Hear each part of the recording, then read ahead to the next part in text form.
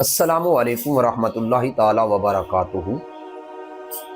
اپنے تمام سننے والے میں مسلمان بھائیوں کے سامنے، دوستوں کے سامنے، بزرگوں کے سامنے اور سننے والی تمام امت مسلمہ کی عورتوں کے سامنے نبی پاک صلی اللہ علیہ وسلم کی 15 چیزیں بیان کر رہا تھا کہ جب اللہ کے پاک پیغمبر نے فرمایا یہ چیزیں عام ہو جائیں، جب یہ چیزیں پیدا ہو جائیں میری امت میں، تو سمجھو کہ پھر اب اللہ کے عذاب ہم پر کسی بھی وقت کسی صورت میں بھی نازل ہو سکتے ہیں۔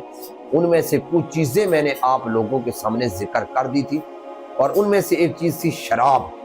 اللہ کے پاک پیغمبر نے فرمایا جب شراب نوشی عام ہو جائے، شراب کے متعلق نبی کریم صلی اللہ علیہ وسلم نے کیا کوئی ارشاد فرمایا، میں نے اپنی پہلی ویڈیو میں بیان کر دیا ہے۔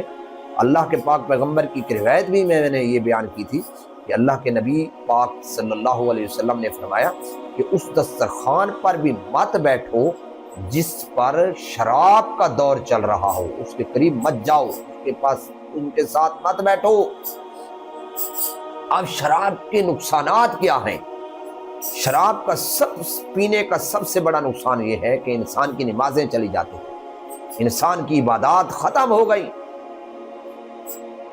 یہ تو عبادت، اور شراب پینے والا جو بندہ ہوتا ہے اس کو نہیں پتہ ہوتا کہ آگے میری ماں ہے، بہن ہے، بیوی ہے، کون نہیں ہے، پتہ بھی نہیں ہے اس انسان کو۔ یہ اس کا دماغ بالکل خراب ہو جاتا ہے۔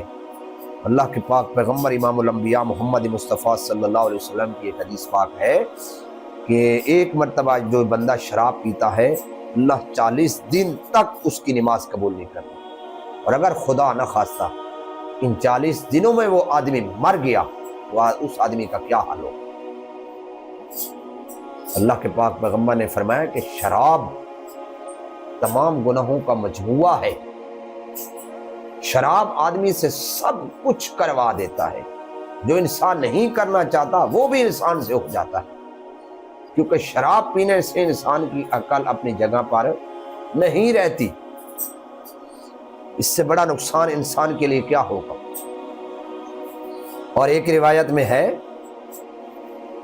کہ اللہ کے پاک پیغمبر امام الانبیاء محمد مصطفیٰ صلی اللہ علیہ وسلم نے فرمایا جس نے شراب کو پیا نور ایمان اس کے سینے سے نکل جاتا ہے، کہ اب اس کے سینے سے ایمان باقی نہیں رہا۔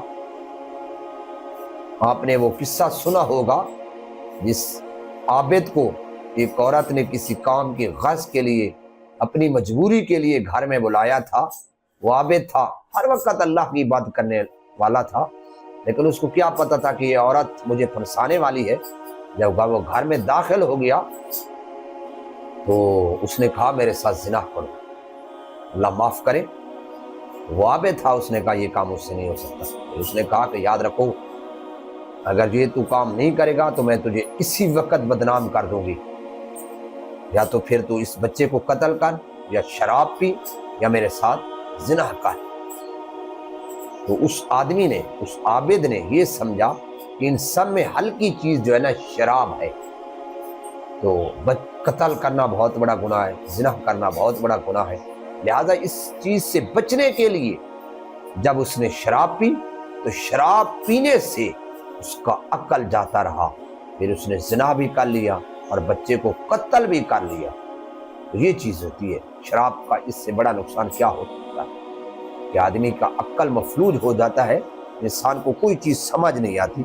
اللہ سے دعا کرتے ہیں کہ اے اللہ اس جیسی لعنت سے سب مسلمانوں کو محفوظ رکھ، آمین ثم آمین۔